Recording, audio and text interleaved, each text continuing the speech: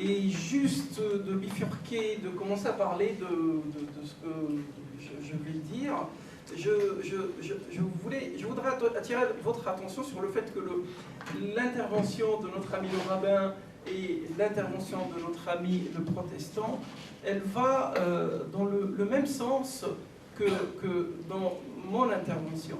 C'est-à-dire que dans les propos qui ont été tenus, je vois un certain nombre d'analogies très importantes avec l'esprit, le discours de l'islam.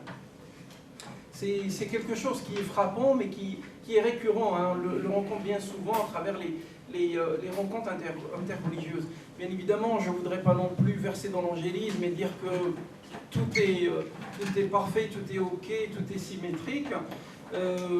Mais je dirais qu'il y a un certain nombre d'analogies assez importantes qui n'empêchent pas pour autant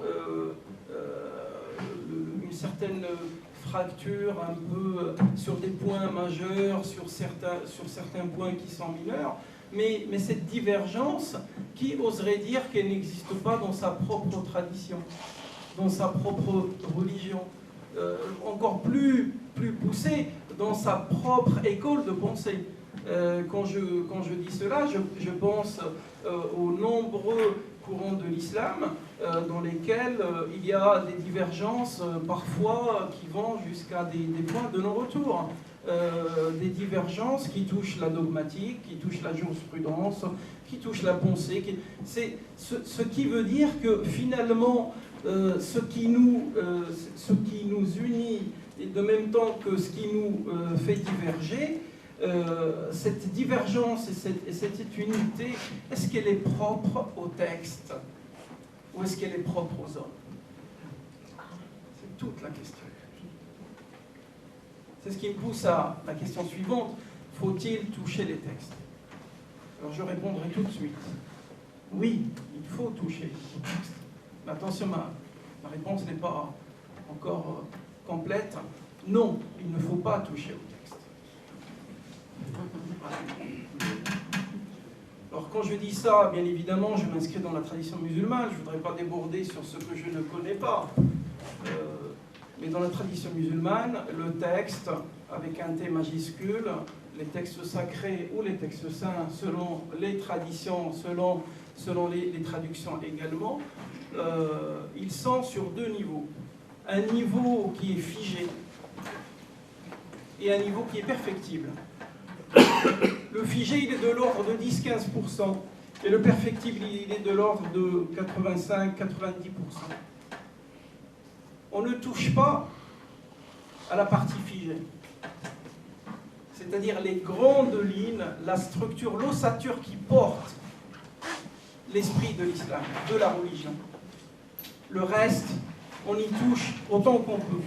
Parce que bien souvent, ce qu'on oublie, c'est que ce que nous avons reçu génération après génération, à travers les 15 siècles qui ont construit l'islam, ce que nous avons reçu, ça n'est que le travail intellectuel des hommes faillibles comme vous et moi.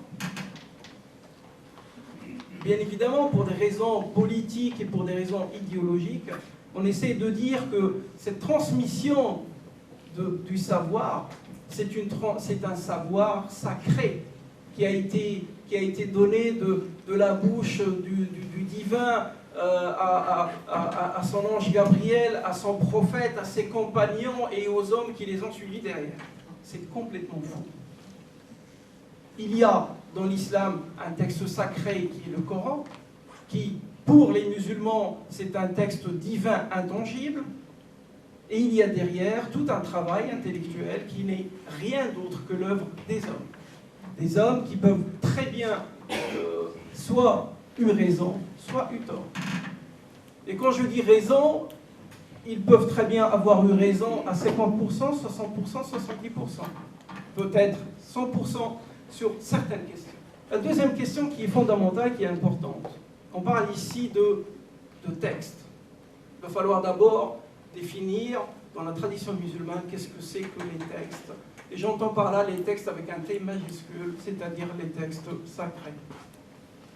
Dans la tradition musulmane, il y a deux textes fondateurs. Le premier, c'est le texte coranique. Sans le Coran, on ne peut plus parler d'islam. Le deuxième texte, c'est la tradition prophétique, que l'on appelle en langue arabe al-hadith. Alors ce hadith, il est complexe. Pourquoi il est complexe? Parce que, un, c'est lui qui nourrit l'esprit même du texte coranique. Et de deux, c'est que une partie du hadith, elle est matière à suspicion. Parce que tout n'est pas clair dans le hadith. Et pourtant, il est fondamental. Depuis les années 50, il y a une nouvelle école qui a émergé, qu'on appelle Al-Qur'aniyoun.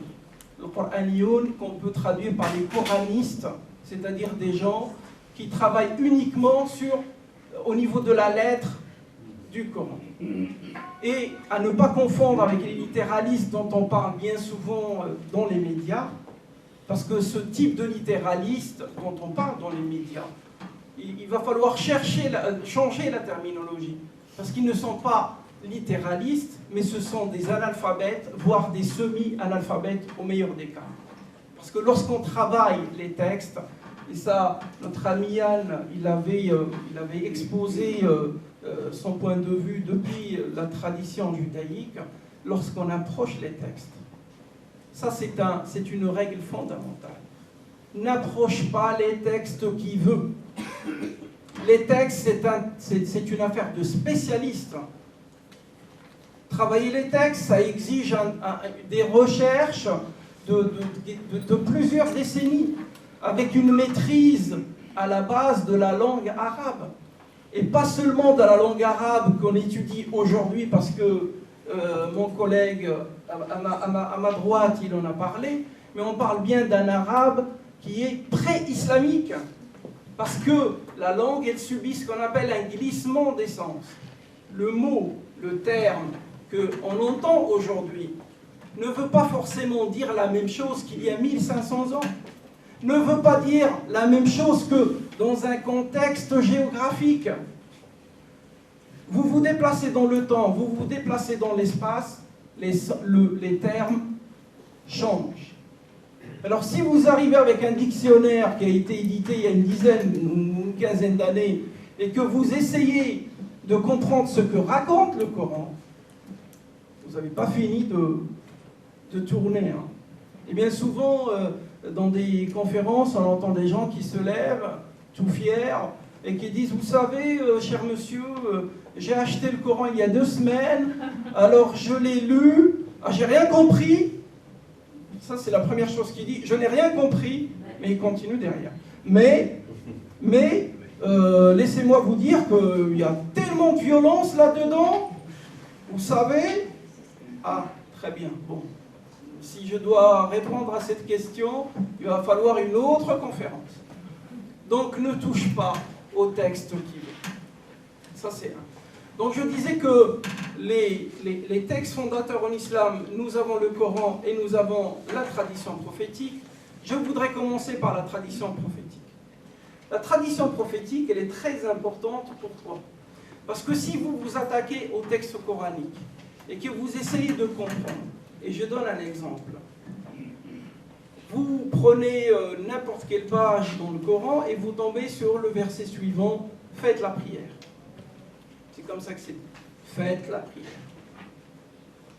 La question qui vient derrière, mais je fais la prière très bien, mais c'est quoi cette prière? Comment je la fais? Quand je la fais? Dans quelles conditions je la fais? Et vous avez toute une batterie de questions qui arrivent derrière, auxquelles le Coran ne répond pas. Alors, qui c'est qui va répondre à cette question? C'est la tradition prophétique, qui va expliquer que dans faites cette prière, il n'y a que 5 prières obligatoires dans la journée quotidienne. Et que ces 5 prières, elles sont partagées en 5 temps différents. Un qui commence le matin, l'autre vers midi, l'autre vers 16h, et ainsi de suite. Et que ces mêmes prières, vous avez une partie dans laquelle on fait que 2 rak'at, c'est-à-dire 2 prosternations, dans une autre on fait 4, dans l'autre on fait 8, et ainsi de suite.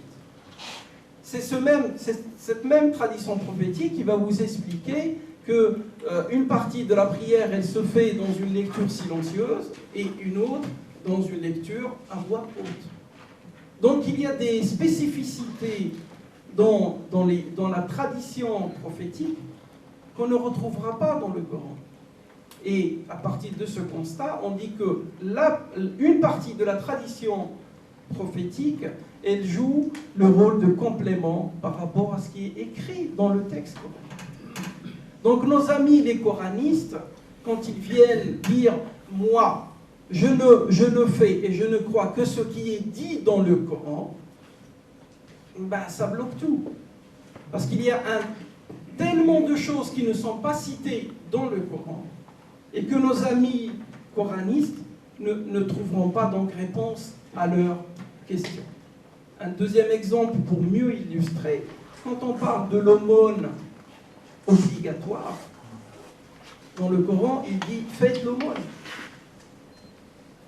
Mais faites l'aumône, il n'explique pas si c'est pour les riches, pour les pauvres, pour les... Et c'est là où intervient la tradition prophétique pour expliquer dans quel cadre et qui peut faire l'aumône et à qui on donne l'aumône. Parce que ça serait facile, demain vous avez quelqu'un qui a du pouvoir, il dit vous faites l'aumône mais il faut moi. Je récupère ça. Bon, les pauvres ils n'en ont pas besoin. Donc la tradition prophétique elle est importante dans la conjugaison des textes. Mais la tradition prophétique pose problème. Pourquoi elle pose problème? Parce que la tradition prophétique n'a été consignée que longtemps plus tard après la mort du prophète. Pour des raisons plurielles, le prophète a toujours dit « Ne consignez pas ce que je dis ». Pourquoi? Par crainte qu'il n'y ait mélange entre le texte coranique et la tradition. Ça, c'est une des raisons. Donc, cette tradition prophétique ne va être consignée qu'à peu près 2 siècles après la mort du prophète.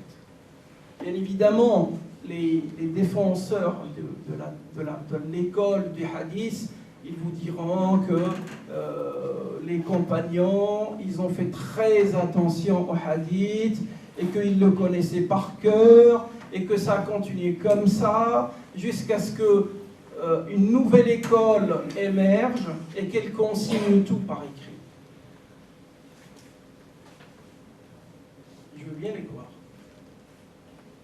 C'est un peu difficile. Imaginez entre nous, et ça a déjà été fait dans les écoles de commerce, vous avez un public de 50 personnes, vous dites une phrase à la première personne qui est assise là, vous la transmettez au voisin, ça fait le tour quand ça arrive au bout, rien à voir avec le début. Dans un instant T, imaginez au bout de 200 ans, mieux encore, imaginez que la conscience que le hadith, la tradition prophétique est importante, n'existait pas. Pire encore, c'est que dans ces 2 siècles, le monde musulman, encore très jeune, a connu un certain nombre de bouleversements où il y a eu commerce du hadith, de la tradition prophétique. Il y avait des gens qui gagnaient leur vie en sillonnant les villes et les villages et en racontant à qui veut l'entendre que le prophète a dit ceci, que le prophète a dit cela. Mieux encore, il y avait des partis politiques qui faisaient la guerre entre eux et qui, pour X raisons, ils inventaient un hadith pour dire c'est le prophète qui l'a dit, c'est le prophète qui ne l'a pas dit. Donc il y a eu toute une littérature de ce qu'on appelle la tradition prophétique forgée, voilà, et qui va nourrir des ouvrages entiers et qui va s'orienter selon les besoins et les orientations des uns et des autres.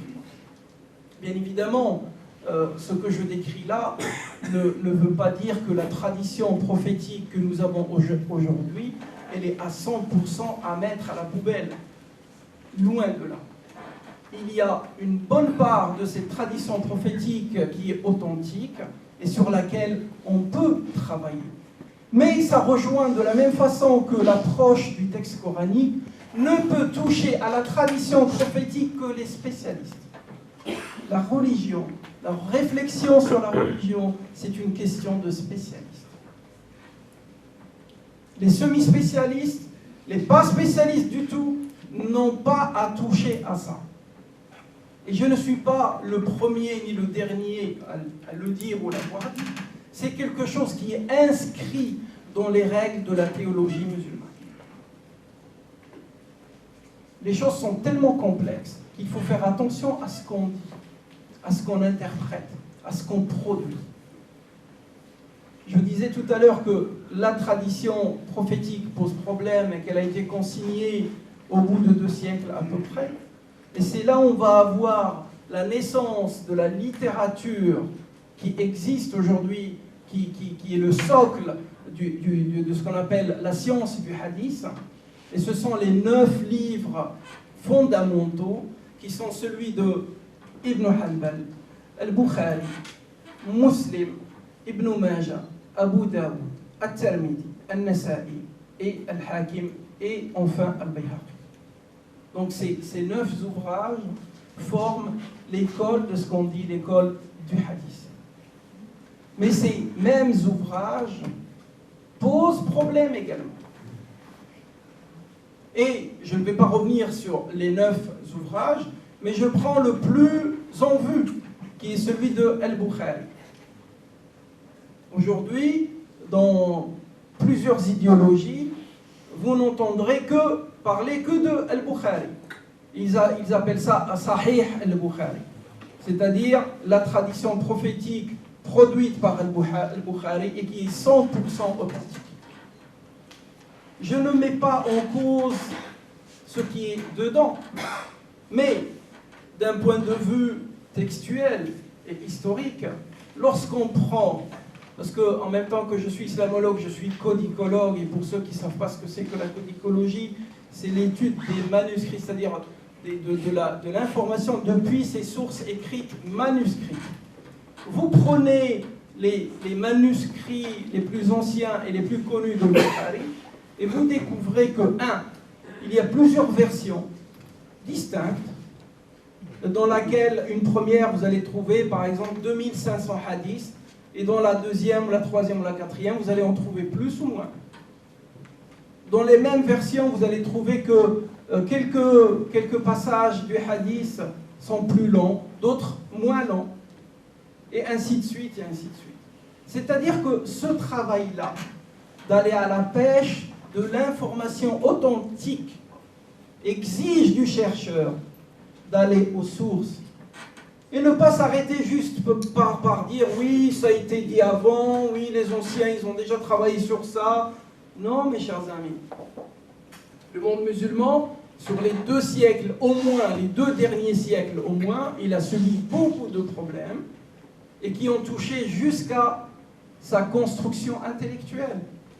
Donc, n'allons pas idéaliser le passé et dire que l'âge d'or musulman, on était au firmament et que, tout ça, c'est des rêveries. Aujourd'hui, quand on veut travailler sur quelque chose, eh ben, on y va franco et on regarde ce qu'il y a. Et quand on a les preuves matérielles, ben, on arrête de parler. Ça, c'est concernant le hadith. On va revenir au plus saignant, le texte coranique. Le texte coranique, il est beaucoup plus protégé que la tradition prophétique. Pourquoi? Parce que dans la tradition musulmane, le texte coranique, il a été, transmis par 2 voies. Une voie orale et une voie écrite. Et qui se sont rencontrés pour en faire la copie canonique qui a été transmise de génération en génération jusqu'à nos jours. Je ne reviendrai pas sur les aspects historiques, parce que ça c'est un autre sujet, mais je veux rester sur le texte lui-même. Le texte coranique, c'est quoi? C'est un ensemble de 6234 versets, répartis sur 116 sourates. Ces 6234 versets parlent de quoi?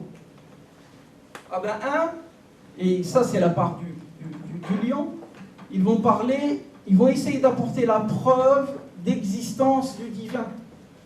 À travers tout le Coran, on ne parle que de Dieu.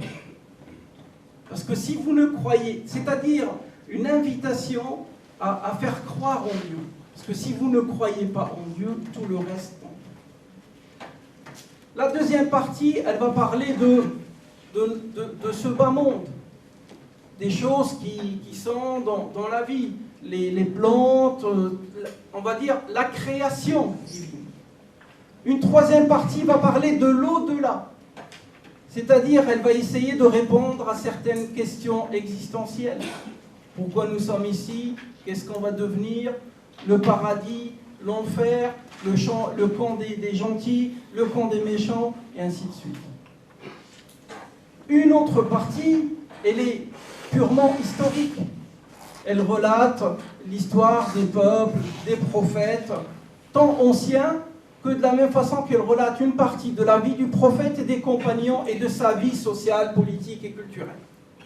Et puis une toute petite partie qui est de l'ordre de moins de 3%. Elle est concentrée sur les fondements, sur les jugements. C'est cette partie-là qui pose problème. Pourquoi elle pose problème? Parce qu'elle est matière à interprétation. Et bien évidemment, cette même partie qui est matière à interprétation, elle est subordonnée à ce que j'ai appelé tout à l'heure une partie figée et une partie perfectible. Le figé, on n'en parle pas. Et c'est le perfectible qui nous intéresse. Et je donne un exemple du perfectible. Dans les versets coraniques, et ça c'est quelque chose qui touche beaucoup la communauté juive, il y a ce célèbre verset qui dit que les Juifs, ils ont complètement falsifié les textes. C'est quelque chose que j'ai l'occasion aujourd'hui de dire, et j'allais rencontrer le Père Jourdan, parce que lui-même il allait dans ce sens, malheureusement, pour lui dire tout simplement que le Coran n'a jamais dit ça. C'est une mauvaise interprétation des textes. Quand vous n'avez pas les tenants, les aboutissants, les clés, c'est ce qu'on appelle les clés de la lecture, vous ne pouvez pas comprendre. Et Yann l'a dit tout à l'heure, vous lisez un verset, 3 mètres après, vous avez un verset complètement contradictoire. Rien n'est contradictoire. Ce qui est contradictoire, c'est le fait de ne pas avoir les clés de la lecture. Je reviens sur ce verset-là. Il faut savoir une chose, que dans le texte coranique, bien souvent vous allez rencontrer des passages où le Coran il est très critique de la communauté juive. Mais en fait, il n'est pas critique de la communauté juive dans sa globalité, mais il est critique par rapport à certains juifs qui étaient contemporains du prophète. Le texte coranique, il est en langue arabe pure. Et pour le comprendre, il faut une bonne maîtrise de l'arabe de l'époque. Les Arabes de l'époque, quand ils généralisaient, en fait, ils entendaient une partie. Mais dans la délicatesse, on ne va pas dire c'est Yann, on va essayer de généraliser. Si vous n'êtes pas témoin, si vous ne savez pas ce qui se passe derrière le terme général, vous ne comprendrez pas et vous ne pouvez pas comprendre qu'il s'agit de Yann. Ce qui engage Yann n'engage pas les autres. Et bien évidemment, il y a des attiseurs de haine dans chaque camp qui vont dans les parties qui font mal et qui les mettent à nu et qui disent aux non-spécialistes, au grand public, regardez, voyez ce qui se passe entre les musulmans et les juifs. C'est complètement faux. Et je veux pour preuve que le prophète, sallallahu alayhi wa sallam, quand il est décédé alors qu'il avait encore, alors que ses affaires étaient encore chez un juif, qu'il avait échangé contre un bol de riz. On comprend quoi là-dedans? On comprend que le prophète était là et son plus proche voisin, c'était un juif. Elle est où la haine là-dedans? Il est où la guerre là-dedans? On comprend également qu'il y a des rapports et que dans l'ensemble de la ville, le premier à qui il a été donné ses affaires contre ce bol de riz, c'est un juif. Réfléchissons un petit peu. Donc pour revenir à ce verset qui dit que les juifs, ils ont falsifié les textes, le verset, il entend par là tout simplement que certains juifs qui étaient du temps du prophète, ils ont interprété différemment les textes.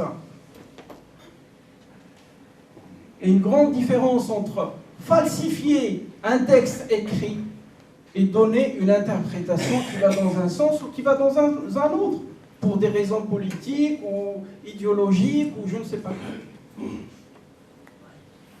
Autrement, pourquoi est-ce qu'il va s'arrêter uniquement sur ça, sans développer derrière que finalement la Torah que vous avez ou la Bible que vous avez, ça n'est pas ma Torah, ça n'est pas ma Bible. Réfléchir sur tout ça. Je reviens sur le texte, sur les clés de la compréhension du texte coranique.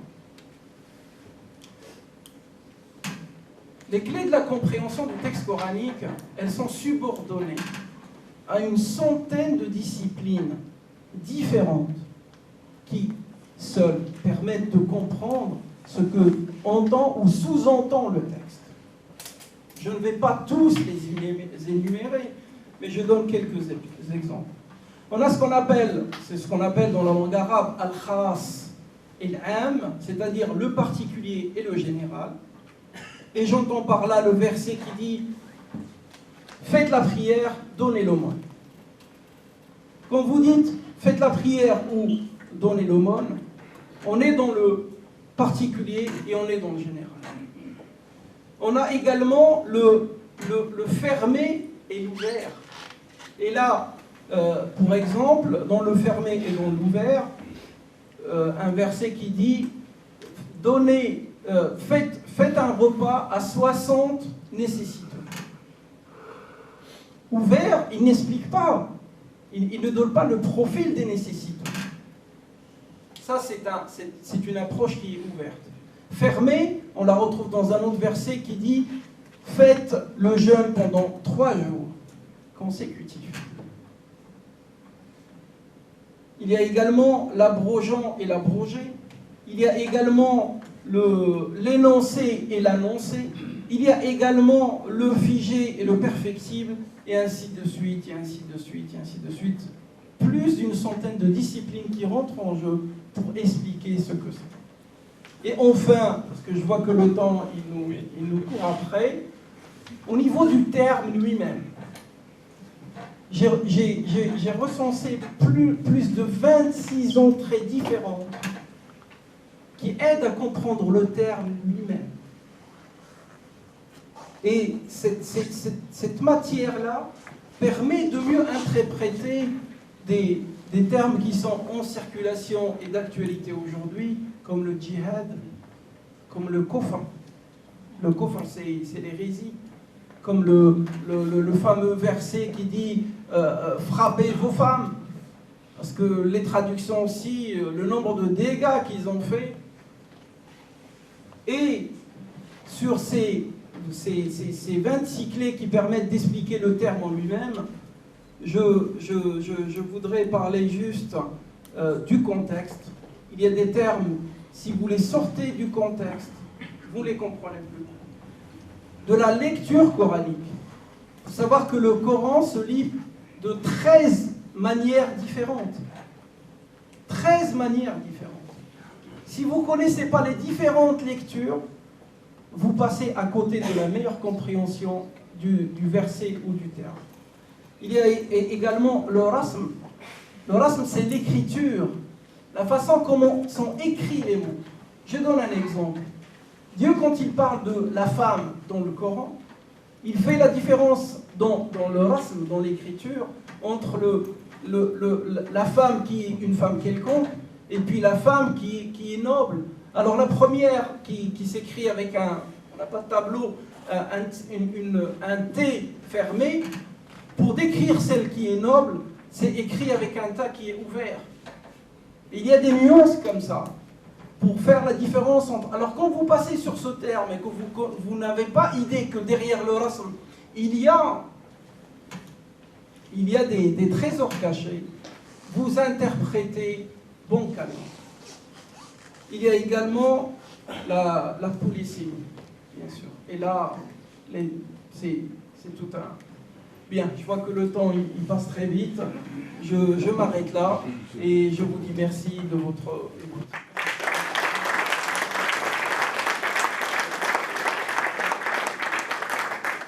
Je crois que nous pouvons vous féliciter pour vos analyses exigeantes, rigoureuses.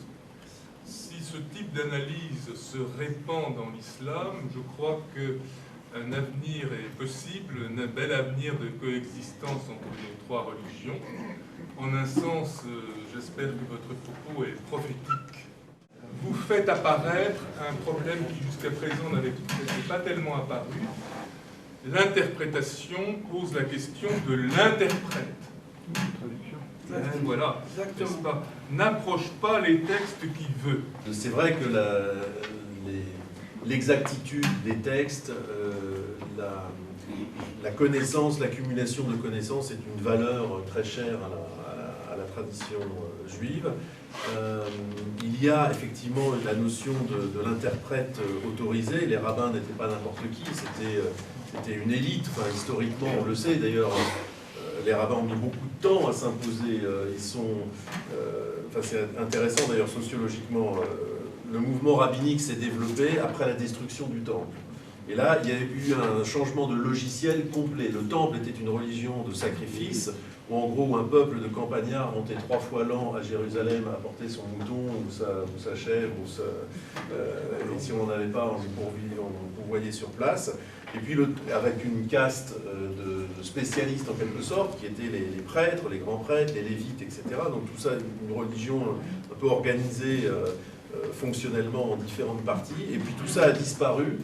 Et la survie du judaïsme n'a été due qu'à une transformation totale du logiciel, d'ailleurs qui a fait preuve d'une créativité extraordinaire. Les rabbins ont dit, voilà, qu'est-ce qui va remplacer le temple? Eh bien, c'est 3 choses. C'est d'abord la halakha, la loi juive. Il faut quadriller la vie concrète avec des lois précises. Il faut prier. En fait, c'est la prière qui va devenir le sacrifice du cœur, non plus le sacrifice réel, mais du cœur.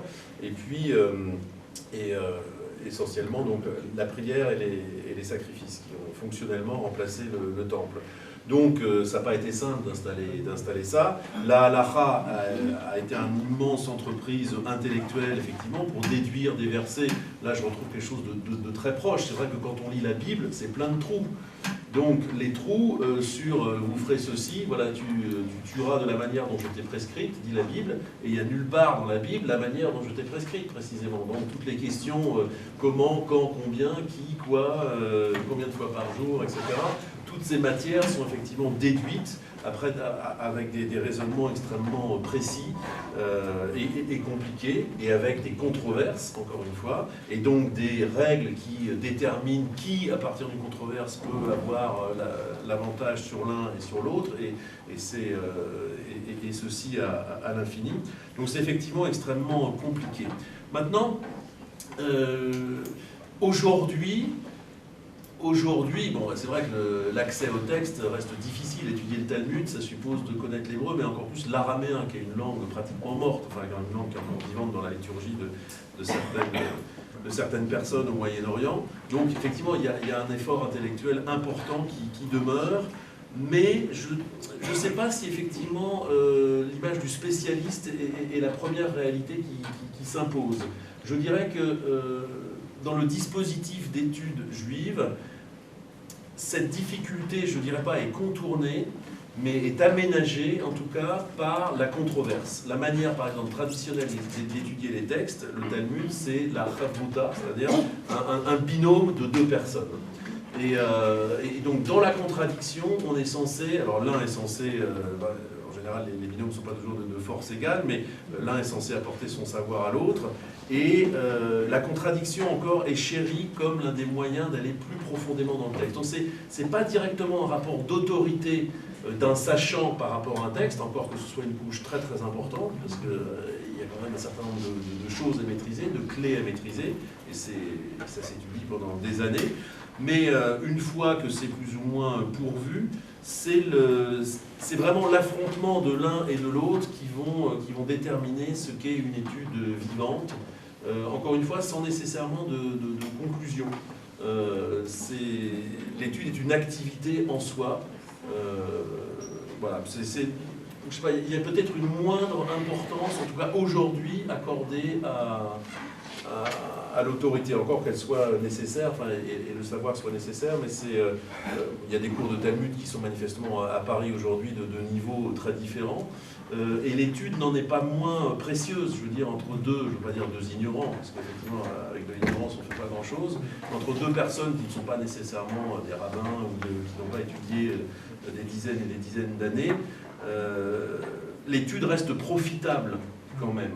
Parce que l'étude est une manière d'ouvrir la compréhension de Dieu à quelque chose qui est sans cesse dynamique. Et en cela, il y a quand même une valeur qui n'est pas uniquement celle du savoir. Il y a une valeur qui est une valeur d'attitude. Parce que l'attitude de l'étude, le but de l'étude, c'est pas forcément de devenir un sage, c'est d'être ce qu'on appelle dans l'expression élève des sages, mais toujours élève des sages, d'être dans une position d'apprenant. C'est ça quelque part le but de l'étude, c'est de se mettre soi-même dans une position d'apprenant. Donc ça reste valable à tous les niveaux.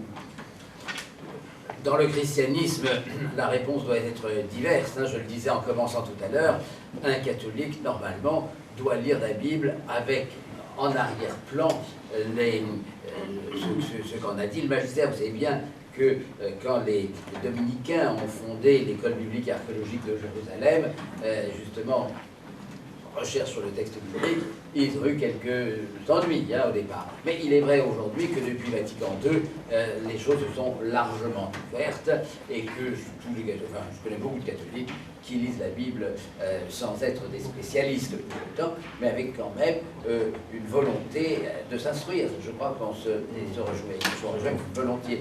Les orthodoxes, je le disais aussi, lisent la Bible avec les pères. Et c'est Saint Jean Chrysostome. Jean Chrysostome, évêque de Constantinople, est mort en 407, pour le situer. Chrysostome disait, lire l'écriture, c'est un entretien avec Dieu. En d'autres termes, lire l'écriture, c'est une prière. Alors, la prière, elle est faite pour tout le monde, et c'est pas seulement les spécialistes. Lire l'écriture, c'est un entretien avec Dieu, et on voit bien chez les orthodoxes la place que tient la liturgie, la divine liturgie, la liturgie dans la manière de comprendre l'écriture. Un protestant, en revanche, dira, moi j'ai aussi la liberté, en quelque sorte, de lire et d'interpréter qui que ce soit. Et Jean Calvin,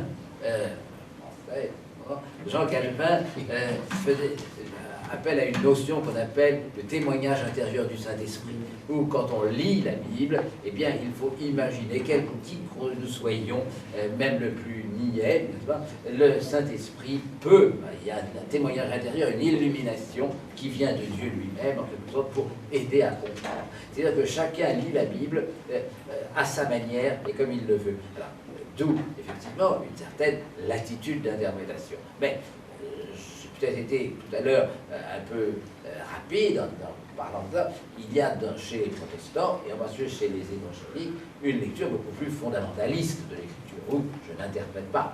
Il s'est écrit noir, blanc, et je dois comprendre cela. Alors que d'autres sont quand même plus ouverts. Enfin, c'est justement, c'est Saint Paul qui disait prier sans cesse. Alors, si je prie sans cesse, il n'y a pas d'heure pour la prière. Prier à tout moment, et donc à tout moment je peux avoir la Bible entre les mains pour essayer de la comprendre. Effectivement, si j'écoute Chrysostome, si c'est entretien avec Dieu. Alors voilà, pour moi, pour nous en tous les cas, protestants, il n'y a pas de spécialistes. Les catholiques et les orthodoxes sont d'une façon peut-être différente, mais là je ne veux pas parler pour eux parce que je n'en parle que doctus cum libro, comme je disais dans la jeunesse. Les interprètes, ont-ils encore des questions à se poser l'un l'autre? Juste, si vous permettez, rectifier juste un petit peu le tir, parce que j'ai l'impression que mes propos, ils ont été peut-être un petit peu mal interprétés. Dans la tradition musulmane, peut lire le texte coranique qui veut, à condition qu'il sache lire. Ça, c'est obligatoire. Bien. Maintenant, je parle de manipuler le texte. Entrer dans le texte et l'interpréter, le manipuler.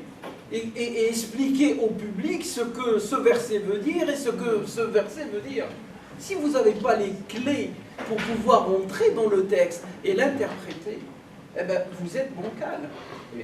Ça n'empêche pas qu'il y a eu des générations et des générations d'exégètes et d'interprètes et d'imams et de je ne sais pas quoi, mais ça ne fait pas d'eux de véritables spécialistes du texte. Et quand je dis spécialiste, ça n'est pas non plus une autorité. C'est quelqu'un qui a passé des années d'études guidées, avec une tradition, avec une école. C'est pas je vais à la FNAC, je prends 3-4 livres, et puis je sors de là, je suis spécialiste de l'histoire du Coran. Voilà. Mais peut-on lire sans nécessairement interpréter? Il y a les deux vont il faut le savoir déjà. Il faut savoir. Ah ouais, mais quand je lis n'importe quel texte, même quand je lis le journal, j'interprète ce que le journaliste a écrit. Je ne peux pas lire simplement. Je déchiffre des caractères. Hein. Bon, une lecture implique évidemment une interprétation. Cette interprétation, pour moi en tous les cas, elle est de la liberté de chacun. Mais je sais bien que même chez certains protestants, on dit faites attention, n'est-ce pas, vous n'avez pas compris parce que il faut apprendre les pour le grec et tout le machin. Bon, vous voyez la difficulté où elle se trouve. Mais à partir du moment où on dit que l'écriture est le bien commun de chacun, eh bien, effectivement, il n'y a pas de spécialiste où chacun est un spécialiste, je l'espère, de la Bible. Des livres saints. Moi, je vous rejoins parfaitement, complètement, dans le sens où quelqu'un qui va lire un journal ou qui va lire le Coran, il est parfaitement libre de l'interpréter comme il le veut. Mais à condition que ça n'engage que lui.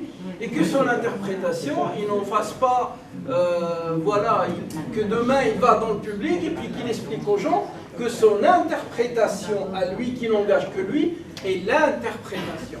Ça, c'est le problème. C'est intéressant cette image du journaliste parce que je crois que c'est une différence fondamentale entre la lecture d'un texte sacré, d'un texte divin et la lecture au sens où on et c'est d'ailleurs quelque chose qui est difficile. Quand on lit un journal, l'écriture aujourd'hui est censée transmettre quelque chose qui s'est passé. Hein. Et il y a une conscience, en tout cas, par exemple, dans la tradition juive de l'étude, que la Bible n'est pas un compte-rendu journalistique de quelque chose qui s'est passé. Quand bien même, d'ailleurs, il y a des passages narratifs qui pourraient nous tendre à ça, c'est un texte reçu. Il n'y a pas cette illusion qu'il y a une vérité en direct derrière les mots, etc. Mais que ce texte représente déjà une interprétation de les hommes qui l'ont écrit expriment la manière dont ils ont reçu la parole de Dieu. Donc ce texte, ce n'est pas un texte journalistique qui en direct aurait été branché sur la réalité biblique, par exemple, c'est déjà un texte reçu. Et c'est la raison pour laquelle, en tout cas dans le judaïsme, mais je pense que c'est largement vrai pour les autres traditions, on étudie aussi le texte à la lumière de commentaires. Il y a des grands commentaires classiques, Rachi étant l'un des plus connus, un français aussi, vigneron, qui vivait en Champagne au XIe siècle, 1040-1105, qui était d'ailleurs un homme, vraiment une sorte de Léonard de Vinci de la Bible de l'époque, avec beaucoup de savoir, de profane, etc. C'est un homme tout à fait extraordinaire. Et c'est vrai qu'on ne peut pas lire la Bible juive sans Rachi, par exemple. Mais à minima, je veux dire, parce que sans Rachi, Nachmanide, Maïmonide et tout un tas de gens. Et pourquoi on fait ça? Parce qu'effectivement, la Bible est déjà un texte reçu. Donc, on le lit aussi à la lumière de la manière dont les grands commentateurs l'ont reçu. Donc, cette notion d'un texte reçu est fondamentale et fondamentalement différente d'une lecture actuelle d'un article de journal. C'est du langage, tout ça, mais c'est du langage qui n'a pas du tout le même statut. Et c'est quelque chose de très important, je pense. On attribue, je vais juste embrayer un peu là-dessus, on attribue à Karl Barth, mais c'était repris par beaucoup d'autres après, cet aphorisme disant que le chrétien doit lire la Bible avec la Bible dans une main et le journal dans l'autre. Hein. C'est-à-dire que c'est sûr que c'est sur la Bible que l'on se fonde, mais il n'empêche qu'on la lit dans les circonstances de la vie de tous les jours. Et en ce sens, le journal ne sait pas sur quoi je fonde ma foi, mais c'est sur ce qui va me pousser à avoir une foi à l'œuvre, n'est-ce pas, pour aujourd'hui. Et donc... Alors je vais essayer d'être bref, parce que vraiment il y a des petits camarades, et puis comme il y a quand même pas mal de questions, qui a tort, qui a raison? Moi, je ne sais pas, mais en tout cas, une chose est sûre, si quelqu'un vous dit qu'il a raison, il faut se méfier. Ça, c'est déjà un principe très très sain, et déjà, ça élimine pas mal de choses, j'ai envie de dire. Donc, ça, c'est déjà, un premier point. Après, connexe à cette question, ce que vous aviez dit, mais quelle autorité, etc. Je pense qu'il faut s'habituer à ce que la réponse... Il n'y a pas d'autorité suprême. Et je pense que c'est quelque chose qu'on a du mal à véhiculer les religions, mais je pense que c'est très très important. La religion, c'est aussi une école de modestie. C'est une école de pluralisme. Et au sein même d'une religion, bien sûr, il y a des bêtises. Les bêtises, il faut pouvoir les éliminer. Il y a des choses évidentes. Mais quand on en vient à l'interprétation, je pense qu'il faut vraiment avoir la modestie. C'est ce que dit la phrase juive que j'ai citée. Celle-ci et celle-ci sont les paroles du Dieu vivant. Pour autant qu'elles sont censées, etc., qu'elles ne sont pas des bêtises. Il n'y a pas d'interprétation ultime. Si on est dans l'interprétation ultime, alors on est dans le totalitarisme. Ça, c'est sûr. Et donc, voilà, il faut s'habituer à ne pas avoir de... Il y a une phrase de Flaubert qui disait « La bêtise, c'est de vouloir conclure ».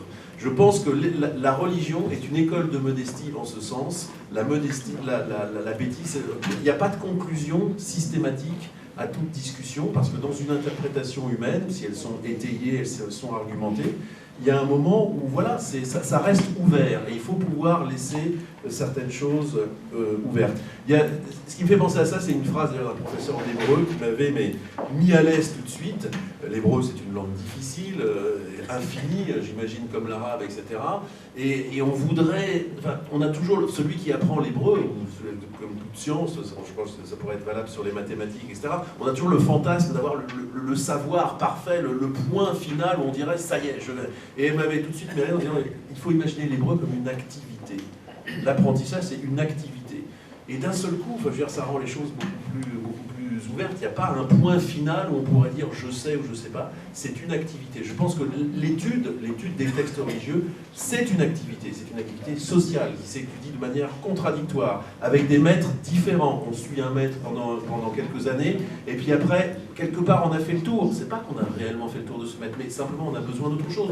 On va écouter un autre maître, et on circule, et je pense qu'il faut avoir la vision, une certaine modestie et une certaine ouverture. Ça, je pense que c'est un enseignement fondamental. Il n'y a pas d'interprétation ultime. Ou alors, s'il y a quelqu'un qui prétend l'avoir... C'est la vérité. Et quant à Augustin, dans le texte que je citais tout à l'heure, que je mentionnais tout à l'heure, sur la discussion à propos de l'interprétation que l'on veut faire d'un texte de Moïse, Augustin conclut... Il ne conclut pas, parce que c'est pas un imbécile. Il note finalement, nous ne saisissons la vérité qu'en ses nuances. C'est-à-dire qu'il y a une seule vérité. À ce moment, le reste est fausseté, bien sûr. Hein. Bon, deux vérités n'existent pas. Il n'y a qu'une seule vérité, mais nous ne la saisissons qu'en ses nuances. C'est-à-dire que la même vérité, chacun n'en dit qu'une partie. Hein. Et donc on ne peut pas saisir la vérité en entier. C'est ma nuance de vérité, comme c'est... Bon, mais autrement, sur le reste de ce qui a été dit par monsieur le rabbin, je n'ai pas grand-chose à ajouter. La question de l'autorité, finalement, l'autorité pour les textes, c'est ma Bible, tout simplement. C'est moi l'autorité. Et vous voyez, c'est très amusant. Combien de chrétiens confondent les termes et disent, au lieu de dire j'ai lu dans la Bible, ils disent j'ai lu dans l'Évangile. C'est-à-dire que leur Bible se résume à 4 livres sur l'ensemble de ceux qui existent. Vous voyez, chacun a sa Bible. Il y a certains textes que personne ne lit jamais. Je connais des prédicateurs qui n'ont jamais prêché sur Abdias ou...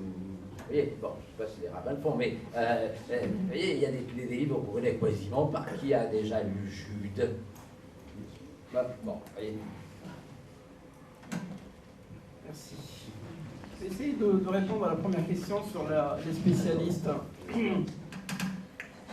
Alors, pour distinguer un spécialiste, je prendrai l'exemple d'un médecin. Vous êtes dans la rue, il y a une personne qui tente, elle est évanouie, et puis vous avez la foule. Et vous avez dans cette foule un médecin, et puis beaucoup de gens qui n'ont rien à voir avec la médecine. Le spécialiste dans cette affaire, c'est le médecin. Pourquoi? Parce qu'il a fait des études spécialisées sur ces questions-là.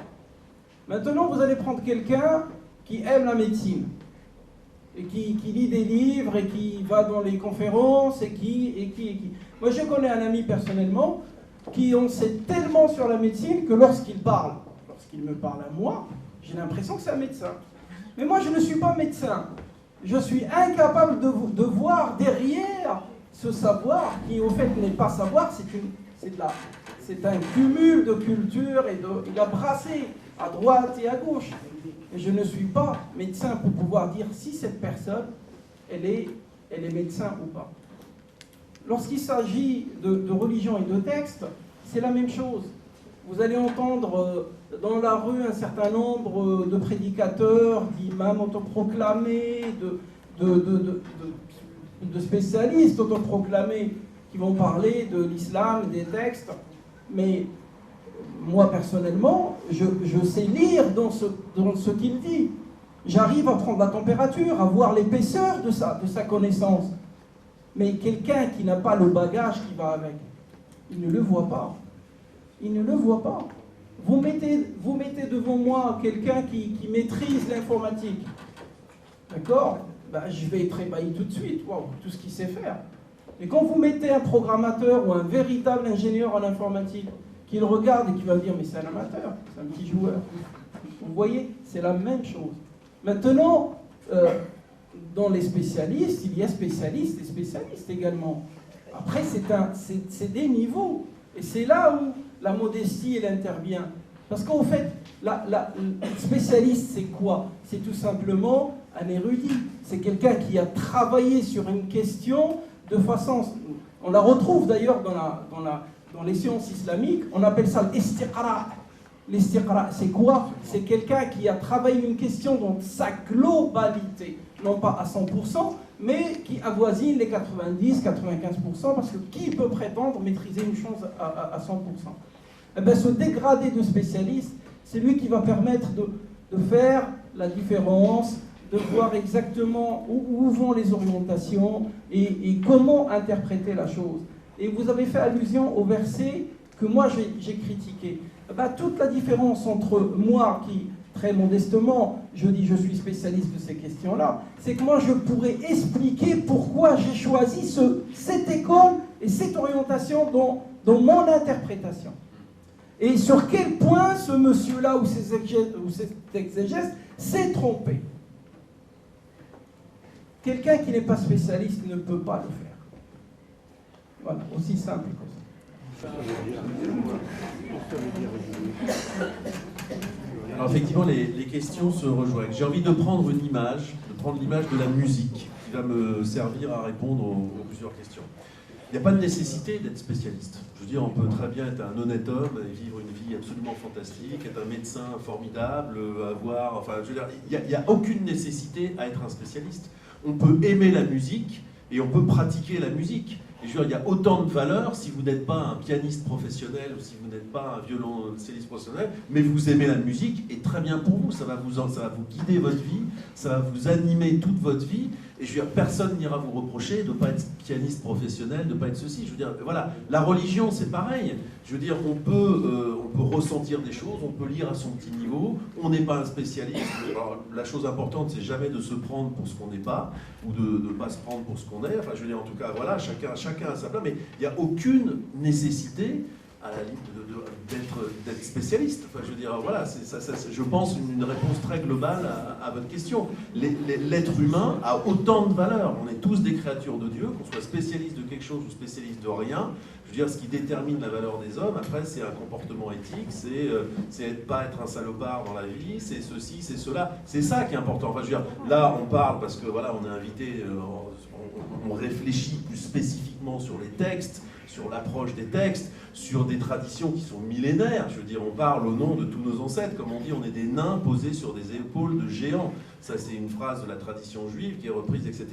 Donc voilà, on parle au nom de ça. Maintenant, je veux dire, moi, je ne suis pas meilleur que n'importe qui d'entre vous. Je veux dire, on est tous des créatures de Dieu, tous à égalité. Et ce qui fait la différence dans la vie, c'est ce que vous allez faire ou ne pas faire. Voilà, c'est la morale, c'est tout ça. Donc ça, je veux dire, pour mettre à l'aise tout le monde.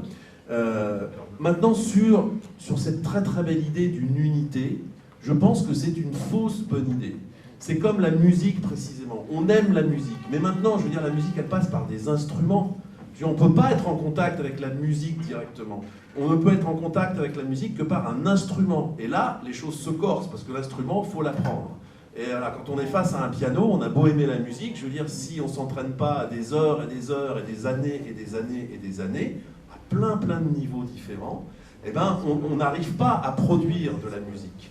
Donc je pense que, et alors là se pose le choix, on est pianiste, on est violoncelliste, on est spécialiste de quelque chose, on est obligé de passer par un instrument précis pour arriver à une vérité générale qui est la musique. Je pense que les religions, c'est ça, c'est des chemins différents d'une même grande vérité par laquelle on est submergé, mais je veux dire, à partir du moment où on s'engage sur un chemin, on est obligé de le suivre, ce chemin. Il n'y a pas d'accès à la vérité ou je ne sais pas quoi, direct. Je veux dire, on a besoin de médiation. Une religion, une expertise, une étude, des textes, c'est ça. C'est un chemin précis, mais je pense que c'est une illusion de penser qu'on pourra avoir accès, aller d'un seul coup, tous frères humains, à grands-parents. Non, ça passe par des choses précises. Et c'est précisément ça qui est beau. C'est précisément parce que l'islam, parce que le protestantisme, telle couleur, etc., va emprunter un chemin précis que là, je peux discuter à partir des différences, et à partir des différences, retrouver une unité.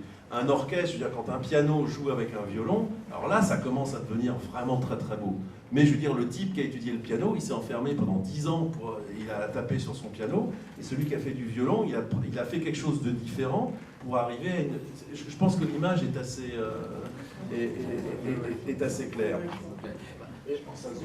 Je voudrais ajouter que pour moi, la religion, c'est l'expérience que je fais de Dieu, comme l'expérience que chacun d'entre nous fait de Dieu. Je pourrais dire fait de la grâce, Dieu, je ne vais pas mettre un visage nécessairement. Hein. La religion, c'est l'expérience que chacun fait de ce qui le dépasse, en quelque sorte. Alors, d'un point de vue, si c'est cela une définition de la religion, effectivement, nous avons tous la même. Je veux dire que chacun fait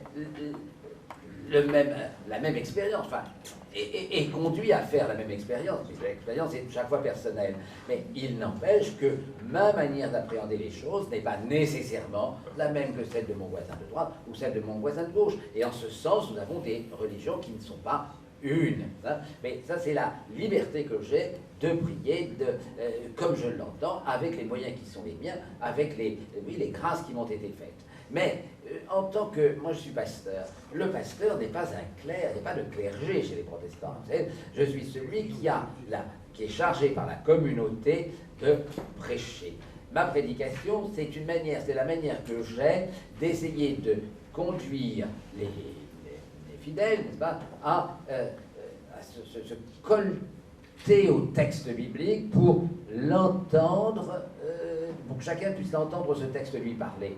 Et je rejoins la question que vous posiez, monsieur, que je n'ai pas oublié. Vous demandez comment faire passer le message. Faire passer le message, simplement rendre témoignage de ce que je comprends d'un texte, ce à quoi il m'engage, de la manière dont je le vis, pour que les autres, chacun à sa manière, encore une fois, puissent vivre aussi ce texte. Le texte biblique et la prédication que je fais n'a de sens que si elle signifie quelque chose aujourd'hui. Nos docteurs disaient que la Bible n'est parole de Dieu que in actu, c'est-à-dire que dans l'expérience, dans le fait concret ensuite. Vous savez, la Bible, je pense que vous seriez d'accord avec moi, c'est de l'encre sur du papier.